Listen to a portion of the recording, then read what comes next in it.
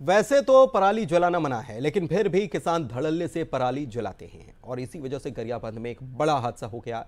दरअसल फिंगेश्वर पेट्रोल टंकी के पास खेतों में पराली जलाने से भीषण आग लग गई। बता दें कि आग लगने से चरवाहे और मवेशी की जान भी बाल बाल बची। वहीं पेट्रोल टंकी के पास भी आग पहुंच गई थी, लेकिन तब तक इसे काबू में कर लिया गया। आग से सैकड़ों एकड़ में लगी जो पराली थी वो जलकर खाक हो गई।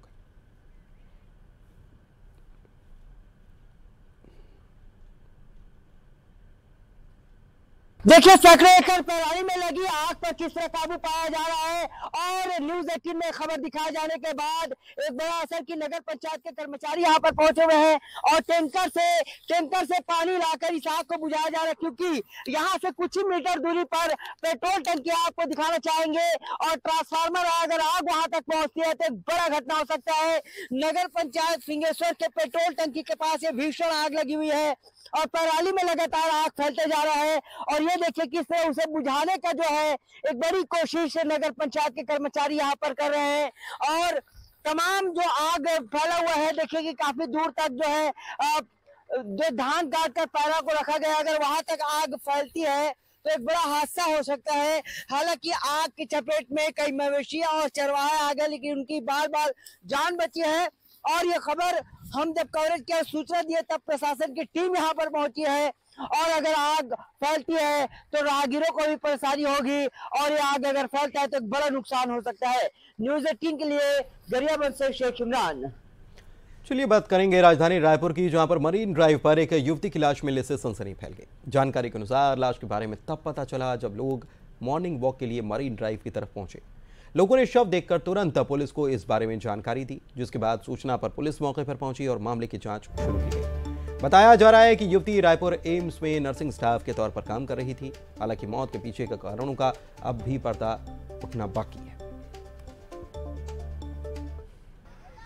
राजधानी रायपुर के मरीन ड्राइव में एक और लाश मिली है, एक युवती की लाश मिली है। इसके पहले अगर हम बात करें तो 3 लाशें और मिल चुकी है। जब सुबह लोग यहां पर सैर करने के लिए आए, उसके बाद उन्होंने यहां पर युवती की लाश देखी और उसके बाद में मॉर्निंग वॉक करने के लिए जो लोग आए थे उन्होंने फिर पुलिस को सूचना दी।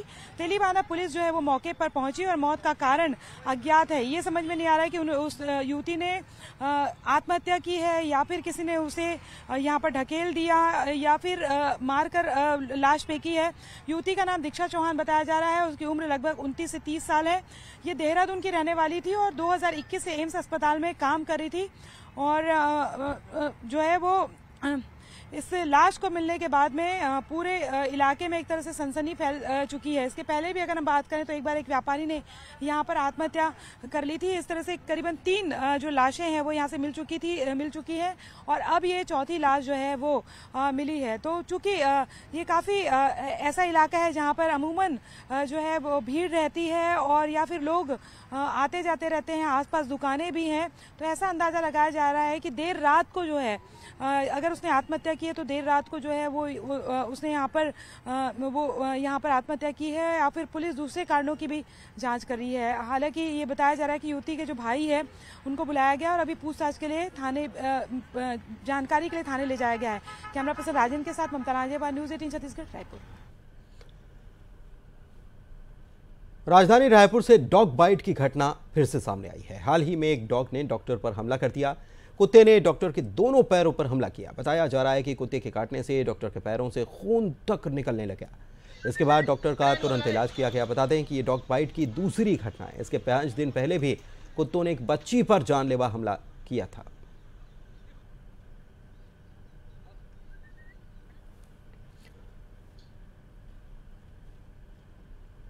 जगदलपुर में कलेक्टर शहर की सफाई का जायजा लेने पहुंच गए। इस दौरान शहर में गंदगी देखकर वे काफी नाराज नजर आए। कलेक्टर ने निगम कर्मियों को सफाई व्यवस्था दुरुस्त करने के लिए निर्देश भी दिए और स्थानीय लोगों को भी स्वच्छता के लिए जागरूक किया। 25 नवंबर से लेकर दिसंबर 1 तक के बीच में सफाई अभियान का कार्यक्रम हम लोग शुरू करने जा रहे हैं। इसमें कोशिश यही की जाएगी जो यहाँ पे जो कचरा प्रबंधन को लेके, खास करके सॉलिड वेस्ट मैनेजमेंट को लेके जो हमारे बाबू सिमरा पंचायत में जो हमारा बड़ा एक फैसिलिटी शुरू होने जा रही है, उसको बेहतर तरीके से क्रियान्वयन के लिए हमको लगातार रॉ मटेरियल्स की ज़रूरत होगी। उसको भी हम लोगों को लाइन अप करने की एक उसमें और स्थानीय जो अलग अलग माध्यमों के द्वारा और स्थानीय निवासियों के द्वारा लगातार कचरा प्रबंधन को लेके और बेहतर करने के सुझाव आते रहे हैं, उसको ध्यान में रखते हुए नगर निगम के जो प्रशासन को, आला अमले को फिर से सचेत करते हुए काम करने के लिए आज बैठक लिया गया था। इस संबंध में सभी संबंधितों को निर्देशित कर दिया गया है। बाबू सिमरा में हमारा जो फैसिलिटी है उसको तेज़ी से आगे बढ़ाना है ताकि कचरा प्रबंधन बेहतर तरीके से हो सके। कोरबा में देव दीपावली को लेकर तैयारियां जोरों पर चल रही हैं। कल 30,000 दीपक से जगमग हो उठेगा हसदेव तट। हिंदू क्रांति सेना की ओर से सर्व मंगला मंदिर घाट पर देव दीपावली के उपलक्ष्य में महाआरती का आयोजन किया जाएगा। आपको बता दें कि हिंदू क्रांति सेना के सदस्य ने बताया कि पिछले साल भी समिति ने सर्व मंगला मंदिर घाट पर हसदेव महाआरती का भव्य आयोजन किया था और इस साल की महाआरती उससे भी खास होने वाली है।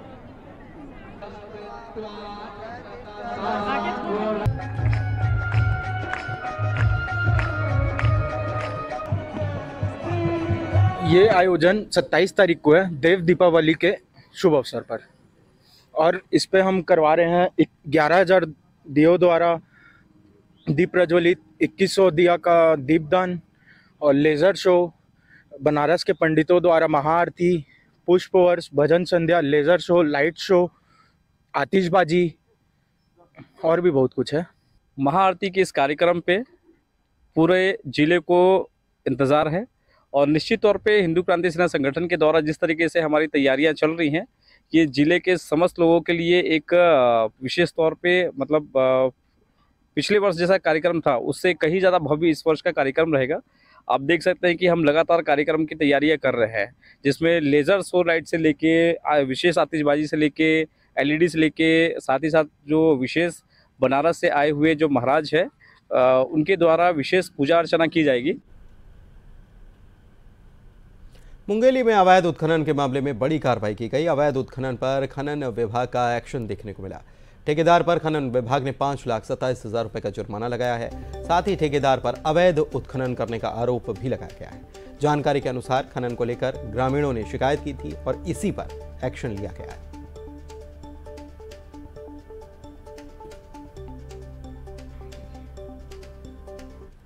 अगर आप राजधानी रायपुर से कहीं जाने के लिए रेल यात्रा की योजना बना रहे हैं तो यह खबर आपके लिए बहुत ज़रूरी है।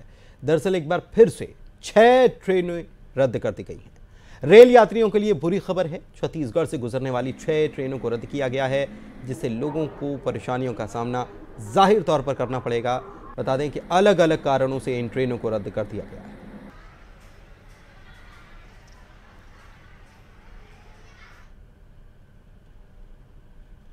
मुंगेली में अचानक वहां टाइगर रिजर्व से हाथियों के झुंड का वीडियो सामने आया है। दरअसल बिंदावल में 6 से अधिक घरों को हाथियों ने तोड़कर तहस नहस कर दिया। हाथियों के डर से गांव वाले रात भर जागरण करने के लिए मजबूर हैं। एक वीडियो में साफ तौर पर नजर आ रहा है कि हाथी कैसे ट्रैक्टर को धक्का मारते हुए भी नजर आया है।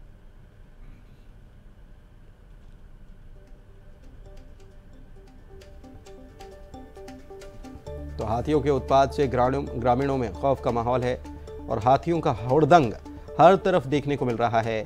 अचानक वहां टाइगर रिजर्व में ये हाथी नजर आया और देखिए कि हाथी कैसे दहशत फैला रहे हैं। मुंगेली की ये तस्वीर ये बताने के लिए काफ़ी है, क्योंकि हाथी जो है एक ट्रैक्टर चालक जो जा रहा होता है, अचानक से पीछे उसके हाथी आता है और ट्रैक्टर को वो धक्का मारकर एक तरफ कर देता है। ट्रैक्टर चालक ने कूदकर अपनी जान हालांकि बचा ली, लेकिन ऐसे में एक बड़ा हादसा भी हो सकता था।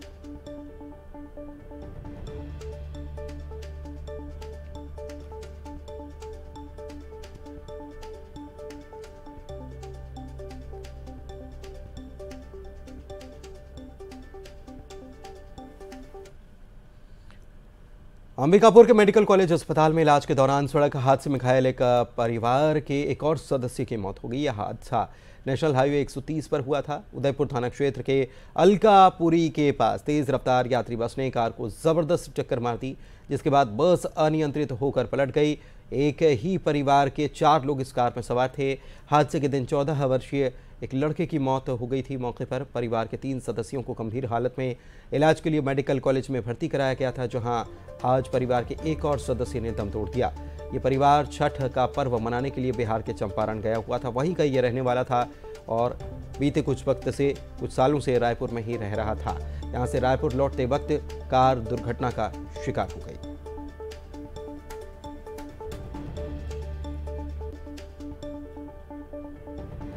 सुबह 4:30 पे इनका एक्सीडेंट हो गया उदयपुर के पास में। कार और बस में एक्सीडेंट हुआ था।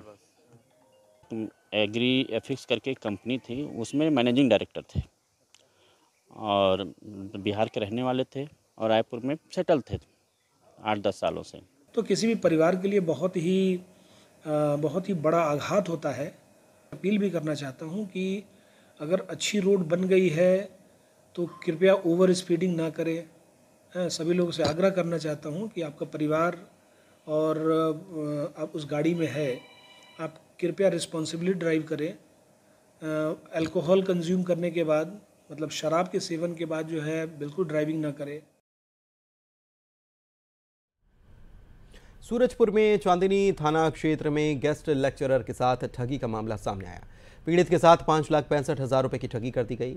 पुलिस अज्ञात आरोपी के खिलाफ 420 धारा के तहत मामला दर्ज कर जांच में जुटी हुई है। दरअसल जिले के दूरस्थ क्षेत्र बिहारपुर के सरकारी कॉलेज में अतिथि व्याख्याता के रूप में पदस्थ नरेंद्र बंजारे को व्हाट्सएप पर रील और शॉर्ट्स को फॉलो करने से पैसे का मैसेज आया। इसके झांसे में आकर कई बार 5,65,000 रुपए अज्ञात युवक के खाते में ट्रांसफर किए गए। ठगी का एहसास होने के बाद पीड़ित ने चांदनी थाने में मामले की शिकायत दर्ज कराई। थाना चांदनी बिहारपुर में एक ठगी की रिपोर्ट आई है, जिसमें प्रार्थी नरेंद्र बंजारे, जो कि बिहारपुर में ही अतिथि व्याख्याता के रूप में कार्यरत हैं, उनको अज्ञात नंबर से व्हाट्सएप में एक मैसेज आया कि रील्स और इंस्टाग्राम को आप फॉलो करेंगे तो आपको पैसा मिलेगा। तो उनके द्वारा कुछ फॉलो किया गया, तो 150-200 रुपये पहले कुछ आया भी उनको।